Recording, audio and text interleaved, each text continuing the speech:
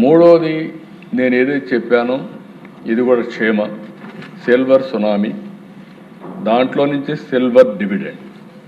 Ageing పాపులేషన్కి 60 ఏళ్ళు అవుతానే 62 ఏళ్ళు అవుతానే మేము రిటైర్ అయిపోయాం అనుకుంటారు. అక్కడి నుంచి రిటైర్ అయిపోయామని ఆలోచన చేసి చాలా వరకు మనం చూస్తుంటాం. అక్కడి నుంచి మెంటల్గా ఫిజికల్గా సిక్ అయ్యే పరిస్థితి వస్తారు. అట్లా కాకుండా that is the best age how to use their service అనేది కూడా వర్కౌట్ చేస్తున్నాం. దీనికోసం మీరు చూస్తే డిస్ట్రిక్ట్ లెవెల్లో 100% కవరేజ్ విత్ స్పెషలైజ్ గేరియాట్రిక్ వార్డ్స్ పెట్టడం, సిహెచ్సి లెవెల్లో బైవీక్లీ క్లినిక్స్ పెట్టడం, ప్రైమరీ హెల్త్ సెంటర్లో ఎన్సిడి ఫోకస్డ్ క్లినిక్స్ పెట్టి అర్లీ డిటెక్షన్ చేయడం, ఇవన్నీ కూడా చేయడం.